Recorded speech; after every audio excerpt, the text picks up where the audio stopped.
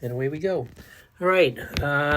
Today we are talking with Sandra Marchetti, who just recently made a deal with Stephen F. Austin Press out in Texas. Is it Texas? Yeah. It's in Texas. To publish a book of poems about the Cubs called Aisle 228. And we're going to talk to you. Do you want to go by Sandy or Sandra? Sandy is fine. Okay. We're going to talk to Sandy about a little bit about her love affair with the Cubs and how she got to fall in love with the Cubs at an early age, and also her career as a poet. So, welcome. Nice to see you. Thank you so much for having me. Just kind of let clue our readers in. You and I have talked often about baseball and food the past few years. And we actually worked together on occasion. I had some pictures published by either a magazine. I think it was a magazine. That Book City Review. Yeah. Magazine. So we've kind of worked together a little bit before. I know you talked often about your father taking you to games. At what age did you start going to Cub games? I was, I grew up in the Chicago suburbs. I want to say I probably went to games before I can remember, but I can remember going to games around the ages of 3 or 4. I have this story that I've told a couple times about sitting way, way up in the second deck, next to kind of like the fencing in the last row and being really young and scared I was going to fall out into the street, because I was so scared. And that was, years before I went to guaranteed rate where it's really high up and really scary. So I was very young. And what I'll say is that probably still to this day, 90% of the games that I go to with my dad. Oh. And how old is he now? Wow. He probably won't want me sharing this with the world. He's in his early 70s, okay. But he's very spry. He races me to the games. We race walk, after we park the car in the neighborhood, and he drives and he loves going. I think on good weather days more so than on bad weather days. But we go to probably about 8 games a year at this point. Mm-hmm. Yeah. Did you have a favorite player as a kid? Yeah, I definitely did. Well, I think a lot of people of my generation, especially, we watched the Cubs on WGN when we got home from school. Mm-hmm. And then we watched the Braves on TBS. You Wonderful there? Okay. In that way. And so a big a player that I love to watch, probably my favorite pitcher of all time, Greg Maddux. Yeah. And the reason I loved to watch him so much was, I think the legend, there are several, as a child, you hear these stories and they feel sort of legendary and, they feel larger than life. And there were stories about him listening to audio tapes because I think at the time that's what was available to him of his games at Wrigley Field, and to feel that momentum and juice, later in his career, when he was with maybe his later years with the Braves, because the Wrigley Field crowd was so, spirited. And, you hear about those stories about him knowing exactly where the hitter is going to hit the ball before he throws the pitch, which as a kid, are sort of magical and mystical. And I think for me, the thing that I like the most and the thing we don't get to see as much these days is how well he fielded his position. Yeah. My father would always say to me, look how he ends his, delivery in the ready position, ready to field the ball. And I thought that was so amazing, his repeatable delivery and just, all the gold gloves and everything like that. So he was definitely one of them. But I remember as a kid drawing a lot of pictures. And, I'd have Barry Bonds in the pictures, and I'd have Greg Maddux, and I'd have Ryan Sandberg, and couldn't spell Ryan Sandberg's name right, to save my life as a child. So, yeah, it was really ingrained in me from a very young age. Do you mind if I read a little couple stanzas from a poem you wrote about Greg Maddux? Please, go ahead. This is called Maddux Listens to the Game on Tape, and I just love it. It says, as one might expect, more than anything, he listens, recalls the mound behind his eyes, neck tilted slightly and mouth ajar. He floats back to hear what caught the black, for the scene between himself and the catcher, a shiver of light his arm shuffles through. When Uncle Mo spins, the sigh of a career near done, he with Wrigley, the crowd acquire on the tape, catching, spooling, and writing itself again. That is beautiful. Thank you. Yeah. When did you write that?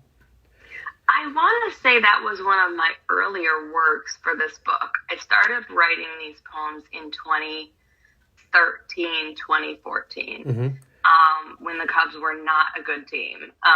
So no one can accuse me of being a bandwagon fan, but I think some people could accuse me of being a bandwagon writer, but that's not true. Yeah. The early poems in this book were written way before the Cubs became good again, Yeah. And I think I read some article, and my father had told me this story too about him listening to his old games and to get he would talk a lot. If you look at these old Greg Maddux interviews, he would talk about Uncle Mo, momentum, right? And, trying to juice up the momentum, especially for playoff games. And so I think I wrote that poem maybe in 2014, and so I think he was still pitching, in fact, maybe with the Padres, so I think, I was thinking about that and thinking about how it was all coming to an end. Yeah. Yeah. And so is that in the collection, in the 228 It book? is. Yes, it is. Oh, that's cool. Near the beginning. Yeah. Yeah. So that's kind of a bonus for people listening. So yeah. So when the time came, as someone who has had stuff published, how long was it from the time you finished doing your poems to the time that you got the book deal to the time you were done? All you had to do was wait for the publishing. Yeah. Which yeah, is, right. as someone who's had stuff published in a book, it's a long time, but it's a long wait. Yes, yeah. It is a long wait, especially these days with paper and budgets and all that. But yeah, so what I would say is I started writing these poems in 2013. I would say the bulk, the book was probably 75% written by the time the Cubs won the World Series. And not to brag about it, but there were a few publishers at that time who said, we'd love to publish this now, let's jump on the publicity and, the Cubs being in the news. But the book really wasn't ready. I mean, it just, I had maybe 30 poems. I needed to have maybe more like 45. And so probably about 2017, 2018, I had what I would consider a book manuscript. And then I spent a lot of time sending the book out. And as I was sending the book out, I have a full-time job, so I wasn't working on it every day, but I'd say every few months I went in and read it and rearranged it. And, there were poems I took out, there were things that were rewritten. And so the last 4 years, I'd say, from 2018 to 2022, I was just sending it out and doing little nips and tucks and hoping that it was going to get picked up. And this is a really hard book to place. I mean, I think it's always hard to place poetry. That's just the way that goes. But, it's not a big bestseller or anything like that.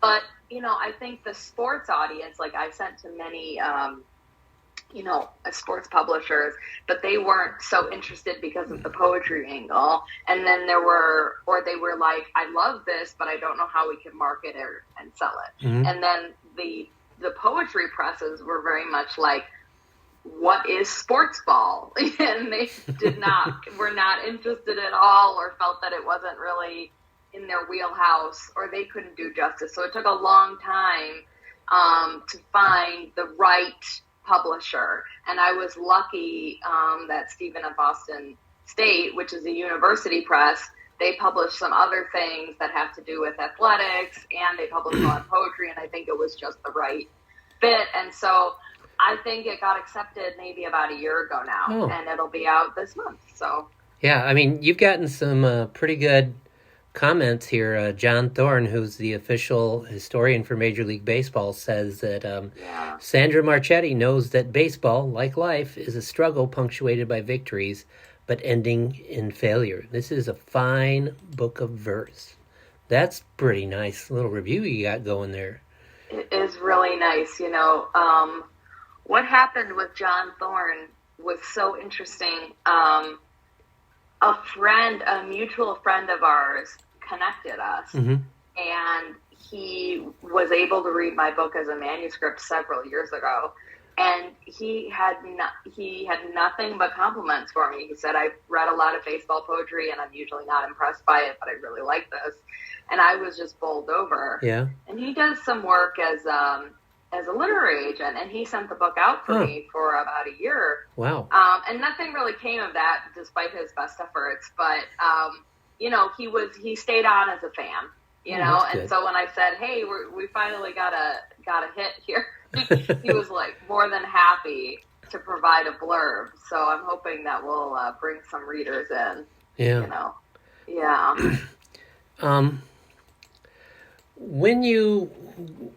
What are some other topics of the poems? I mean, they all have the central theme of the Cubs or baseball, but do you have some player poems in there, or? Yeah, for sure. Yeah, I think, and honestly, I could have sent you a digital arc. I could have sent you the book before this, and I should have. That's okay. And I'll send it to you once we're done, just so you can have it. No, I'd like to buy it. I'd like to buy it. Okay, well, that's good too. Yeah. What I will say is that the book has two parts. Yeah. It starts with a section that's called Losers, and then it ends with a section called Winners. Okay. Very Cubs-centric. And so the book kind of takes a timeline approach from, it kind of starts in the 60s. There's a poem about Sandy Koufax's perfect game in 1965 against the Cubs. There's some poems about my maternal grandparents who grew up in Brooklyn, New York, who were, Dodgers fans and went on lots of dates to Ebbets Field. And then we kind of get into, pretty quickly moving from the 60s to the 80s to the 90s and some of the teams that I'm better acquainted with. So there's poems about Kerry Wood. There's poems about Maddox. There's we have Jackie Robinson, Sandy Koufax. But then I would say one of the players that keeps coming up over and over is Ichiro. So the book is Cubs-centric, but not every poem is about a Cubs player. Okay. Sometimes these poems are about things that happened at Wrigley Field, like Tom Glavine won his 300th game at Wrigley Field as a Met on a Sunday night. Yeah. And I happened to be at that game with my father, and he didn't clap when he won his 300th game. A Mets hater to the end, my father is. So, there are things like that. But Ichiro, to me, is an interesting player who sort of captures my imagination in so many ways. Again, with the legendary, I think about that phrase, how can you not be romantic about baseball, from Moneyball? And that's one of my epigraphs. Like, Ichiro is one of those players that captures your nostalgia, the talk of his workouts, the legend of him playing, to a very late age and still wanting to be on the field for the Mariners, all of these things. So I have several poems about him. There's even one poem where he sort of plays the role of a siren or a merman stepping out of the sea. Oh, that looks delicious. Oh, yeah. He's stepping out of the sea to come to spring training one last time. Yeah. So yeah, there are all different sorts of things in there. I'm trying to think what else. I have a lot of poems about baseball. Listen to baseball on the radio. Yeah. That's a big topic that's also covered. Did you do one on Pat Hughes? Yes, there are several poems that mention Pat. There's one poem where I kind of used lines from an Elizabeth Bishop poem and some phrases that Pat said during the game, and kind of made a little found poem. I was talking to a poetry magazine recently, and they said, "Who are your inspirations for this book?" And I think they were really looking for me to talk about poets, writers, you know. And I said, well, my inspirations for this book and the way it sounds were Pat Hughes, Vin Scully, Len Casper, the sounds of the game, much more so than other poets, you know, because I think of it as such an oral thing, and I like for my poems to be read out loud. So they influenced it heavily, and just the idea of narrating and imagining and creating a picture is so powerful and so similar to the way we look at literature. Yeah. Now, did you grow up as a kid writing poems at an early age, or is that something that came later? Yeah, I would say as a kid, you know, I was like a lot of kids that are very creative. I love to draw. I love to write stories. I love to make up songs and dances and things like that. And then I would say probably junior high and high school, I really looked at poems as a way to express myself. And I listened to a lot of music at the time, and I always had an interest in sound. I wasn't a musician, but I had an interest in sound, and a lot of my poems start with, you know, rather than just having an idea, because I do write stories too, and I would say when I write stories or essays, I start with an idea. But with poems, I start with a sound, something that I've maybe heard. Like I recently wrote a poem that's not in this book that compares like the call of a hot dog vendor to a mourning dove. And it all got started with the sound of listening to that hot dog vendor, right? And it's funny. But yeah, so I would say that, yeah, that's how it kind of started. And I would listen to a lot of music and start writing things down. And, you know, initially I didn't have an interest in publishing, but then I read a poet's work, this poet Sharon Olds, and I really, at that point in my life, late teens, really connected with her work, and then I started getting involved with the literary magazine at my college, and sort of the rest was history, because I saw someone writing about things it was modern, it was interesting, it felt truthful, you know, and I felt like this might be an outlet for me. Yeah, I never was one as a young adult to get into poetry or anything like that. I, you know, got into song lyrics. But it wasn't until I started teaching U.S. history and started incorporating literature into some of my lessons that, like, Langston Hughes became like a big touchstone for me when teaching about the civil rights movement in the 1920s. So and Maya Angelou, I taught literature for a few years, 8th to 8th graders reading, and we would read a few Maya Angelou poems. And so, yeah, those were the ones that I liked. I've never really been like big into poetry, but I've been big into the word, the English language, and how people use it. Like I would not mind seeing like I loved Jack Kerouac books, just from the sound of how he wrote.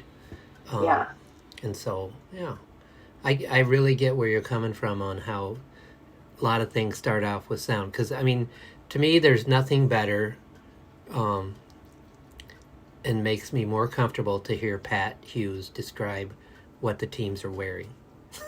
Yeah. Kind of just sets the mood. It's like coming home. You know, it's very safe. You feel like everything is as it should be. Yeah.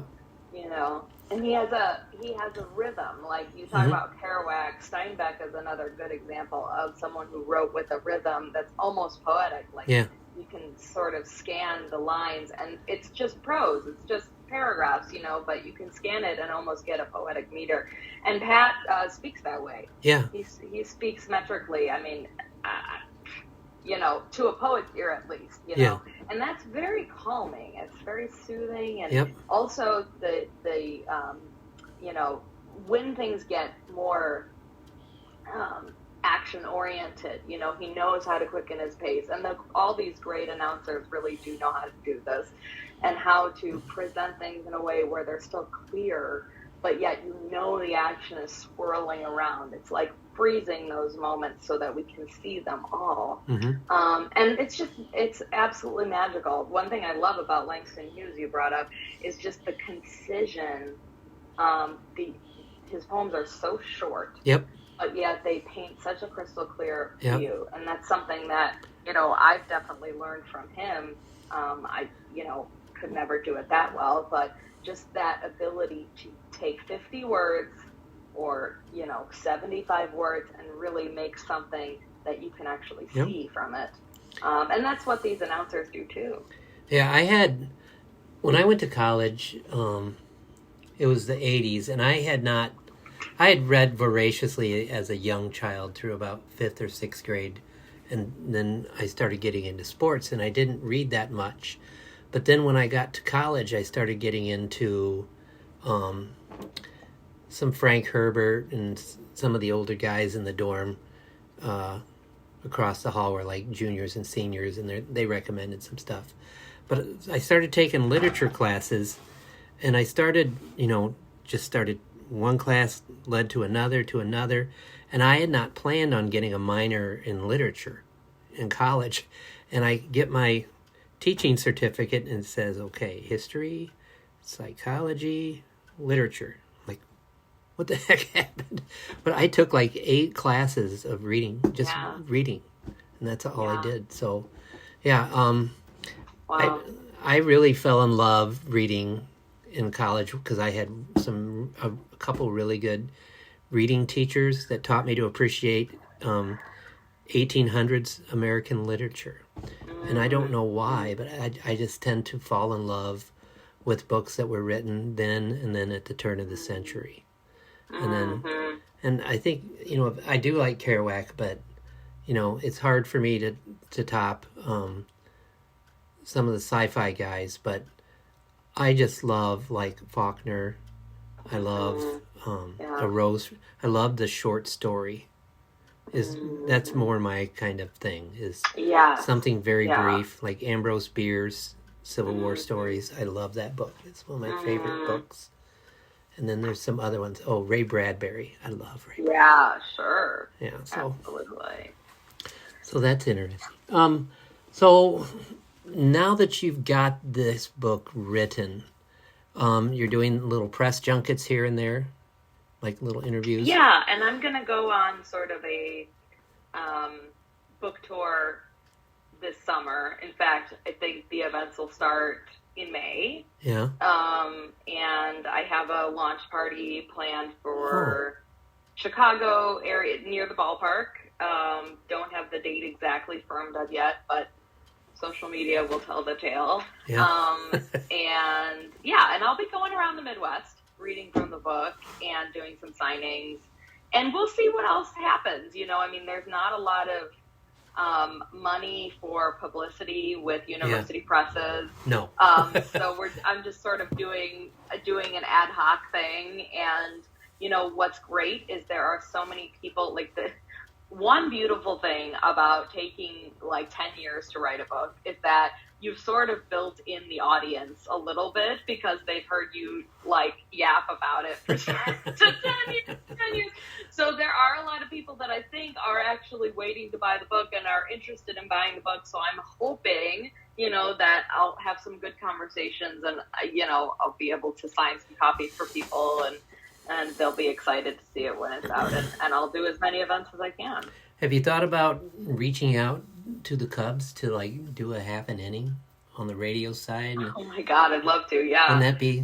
Would you be able to be in the same booth with Pat Hughes and not lose it? I did. I was able. Like, okay. So in 2019, Dave Miska, who was the former engineer of the 670 The Score broadcast of the Cubs games, he was sort of a friend of mine, and he invited me up to the booth, and I did, in between innings, get to meet Pat and Ron, and they were lovely to me. I gave Pat a copy of my first book, Confluence, and he was like, "That's a very interesting word, confluence." And I was like, "That's exactly what I hoped you would say, something just like that, It was very Pat, and Ron had his World Series ring on, and I said, "I just need you to flash that at me. I want to see what it looks like." And he was so kind and accommodating. And my father was with me, and my dad was like, "How did you make this happen?" And I was just like, "Oh, it's magic." But really, it was Dave Miska, so thank you, Dave. But I've talked to some people at The Score about possibly trying to get on, to just get on the radio station to talk about the book. We'll see if that happens. Sent the press release to the Cubs. So far, haven't heard much, but I'll keep knocking on the door. Hopefully, one cool thing is that I'm actually one of the voices in Cubs Flicks, which is a new series on Marquee Network. Okay. So the episode that I'm in is going to air on May 29th, I believe. Okay. So I'm kind of hopeful that once, maybe people see my name on the screen there, maybe we'll get a little more action. Yeah. We'll see. Yeah. Well, I am the official road photographer for the South Bend Cubs, and when they play in this part of the league, the Midwest League, when they play in Peoria, the 3 cities in Iowa, and then 2 cities in Wisconsin, in Peoria. Okay. That's 6 cities. 5 cities. Anyway, so like this weekend I'll be in Davenport, Iowa, taking pictures for South Bend. But I'll see if I can touch base with Brendan King, who's their announcer, or Max Toma, who's also their announcer. Yes, and I've heard them, and they do great work. Oh yeah, they're fun. Yeah, and they're to be honest, they are really nice guys. So I don't know if you've ever been down to South Bend, or maybe... I have tried multiple times and it never works out, but I would love to. Yeah. It might... I mean, they come up to Beloit, which is not that far. It's just a jaunt up I-90 for you. But right. They'll be up there in May. But I don't know how big of an audience they get on the radio. So a home game might be better for you. Yeah. Because they do get... they're on, I think it's WSBT TV, Channel 57 or something in South Bend. So they do broadcast their home games on TV. So, but I'll mention it to them, and if they say something, I'll give them some contact info for you. Yeah, I'd love to. I spend a little bit of time in Tennessee. Now I can't remember his name. The broadcaster for the Smokies. Mick Gillespie. Yeah, I spent a little time with Mick, actually. This summer, one of the summers I was writing this book, I was on a writing residency in Tennessee, and went to a couple Smokies games, and he was really so kind to me, let me sit in the booth, and he answered a lot of my questions, which was instrumental, actually, in me finishing some of the poems. So I would love to go down to South Bend, whether to see a game and take some photos with my book, or talk to the guys, or, that would be amazing. Mm-hmm. So definitely count me in. Yeah, I'll hype you up as best I can. So. Thank you. So I don't know if I have any more questions. Yeah, Do you do any? no, that's fine. Are you doing any camps this summer, as far as like poetry camps or residencies that you do? I don't think this summer. I don't think I'm going to do a residency because I'm going to be going to all these different places trying to read from this book. So I think I'll be in Toledo. I'm going to Indianapolis. Oh, I'm okay. not going really far away, but I still work over the summer. So, but I'm going to try to do a vacation in Door County and get some writing done up there. Yeah. Because we go just about every summer. But I'm going to, where else am I? I'm definitely going to Iowa City. I'm hoping to see an Iowa Cubs game kind of after my reading in Iowa City. And I'll probably go to the Quad Cities. And probably go down to Kentucky and Tennessee again. My old publisher is in Tennessee, and they've been really kind to me, still hosting events for me for this book. So I'll be busy. I'll be trucking around, but probably no residency this summer, although I'll still be writing poems. Oh, good. What about you? What do you have planned? I'm going to clean my basement. My wife. There you go. She has polyneuropathy, and to begin with, and that started about 6.5 years ago. So she worked at NIU for years, and so she's on disability there now. So she can't drive a car or anything. So, but she can still walk around the house with aid, like she uses walls, and we have other things, and so she can stay here and take care of herself. So we have all those clothes to clean out and give to Goodwill. That'll be the big thing this summer. And then I am teaching, normally I teach just junior high history and social studies. But this next year at the high school, I'm teaching one psychology class. So I haven't taught psychology for 16 years, I want to say. So I'll be trying to find all my old lessons, and I have no idea where they're at. They might be in binders downstairs. Yeah, that's rough. That is really rough. That's going to be a big brush up for you. Yeah, well, a lot has changed because of medical technology and what they can see in the brain. So, yeah, that'll be it. I have, through June and July, I'm going to be swamped with games because they're in Beloit twice, so there's 12 games. Those long minor league series. Yeah, Beloit's only a half hour from my front door to their front door. So just right up I-90, I-39 and I-90. So, but I'm going up to Appleton in May, and I think again in July. That's usually one of my favorite trips because I stay overnight and I get to spend some time with me. Right. So, 100%. Yeah, but that's it. Probably go out to Cedar Rapids, Iowa for a couple days, Des Moines for a couple days, and then drive to Peoria, drive to Davenport. That's it. I won the, not that this is a big deal, but when Cohen was giving away the trivia they do on the Iowa Cubs broadcast, I won the trivia one night last year. So that's why I have to go to an Iowa Cubs game because there's some free tickets. So, cool. Yeah, so I'll definitely be building that in. Yeah. Now, I haven't been out there since they've redone the ballpark and since Alex has been broadcasting. Right. So that would be different for me. But yeah, it's a nice park. Yeah. I've only been on a non-game day. Yeah. I was passing through on my last book tour, and I stopped at the ballpark. They had a restaurant there, and I ended up eating at the ballpark. But they weren't playing. It was summer, but they weren't there. So yeah, I know. And that was 7 or 8 years ago now.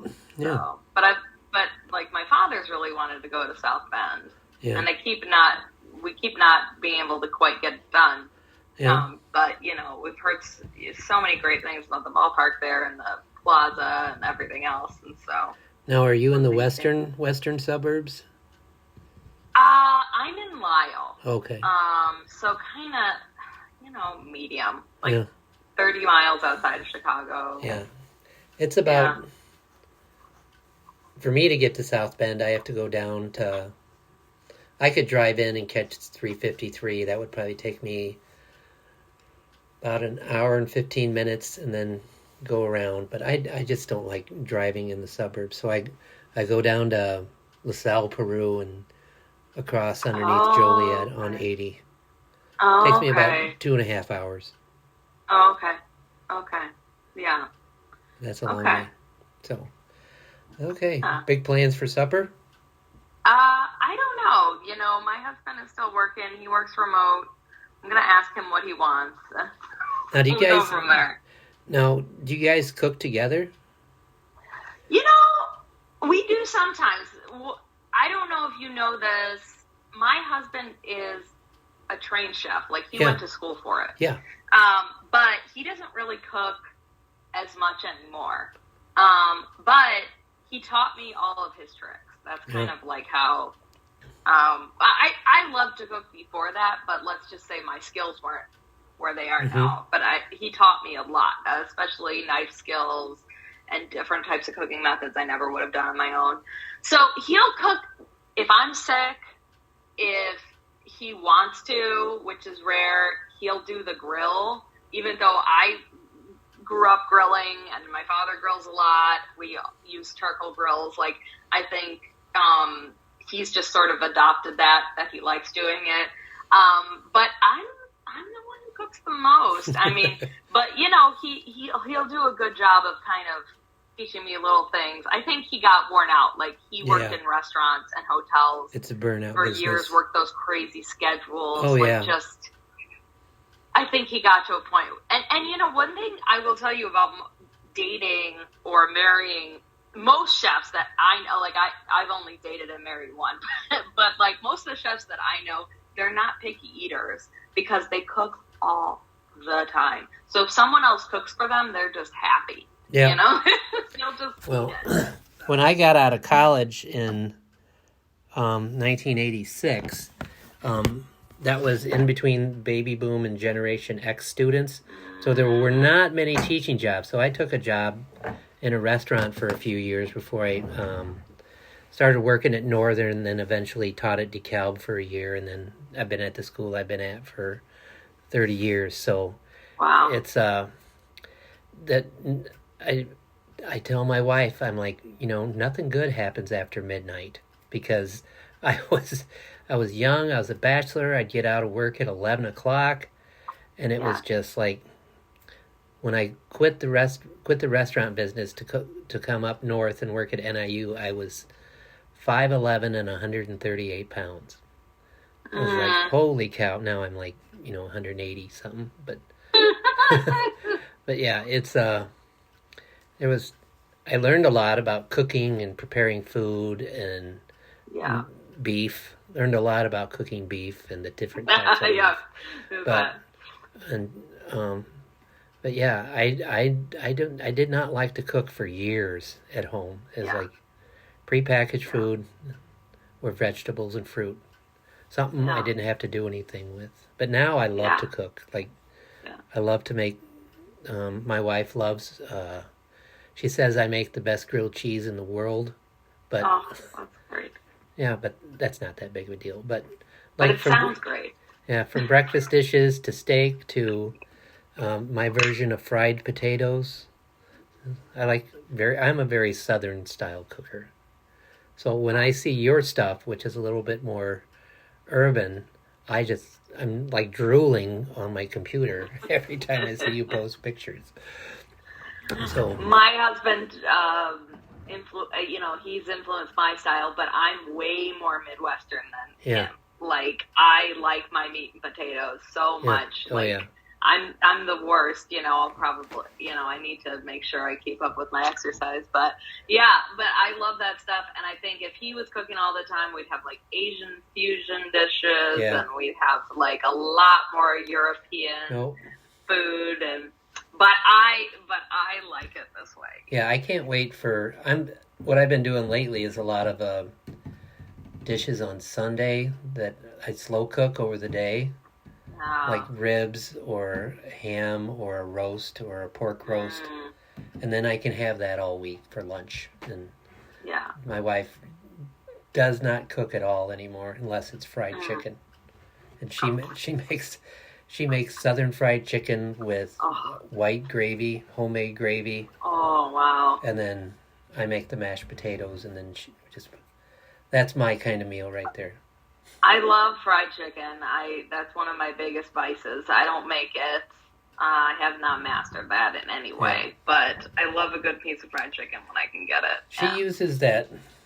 It's a pan, and it's got that one big spike cord that you plug into the end of it. I don't know what it's called. But she uses that with cooking oil, and it takes her about an hour to cook the chicken. And she uses this dredge with flour and Lowry's and something else. And so the skin is really good. And egg wash. So yeah. That sounds amazing. Yeah. Sorry. Yeah. I'm hungry now. I'm ready to eat. I'm hungry too. I have two dogs at my feet that are looking at me because it's time. Yeah, well, you should get eat. Off then, and then, I'll look for this. I don't know exactly what you're going to do with this, but I'll look for it. I probably will transcribe it this weekend. I'm usually pretty busy during the week, but we're off Friday through Monday. We're off 4 days this weekend. Nice. An additional spring break. So I'll probably transcribe it, and probably I would like it to come out next week at some point. Mm-hmm. Probably a week from Wednesday, I think would be an early day. It'd be published at I can let you know, but usually I put things out at 5:30 in the morning. Yeah, just send me the link, and I will publicize it and everything too. Yeah. But, don't rush for me. You've got a life, but it's so nice, and I can't wait to see it. Yeah, this was a lot of fun. I thought it went really well. So. Yeah, me too. Okay. All right. Well, you take care. Best of luck in your future poetry endeavors. And you too, and we'll keep talking. Yeah, I'll let you know what Max or Brendan say. So, all right. Yes, amazing. Okay. All right. Take care. Bye. Bye.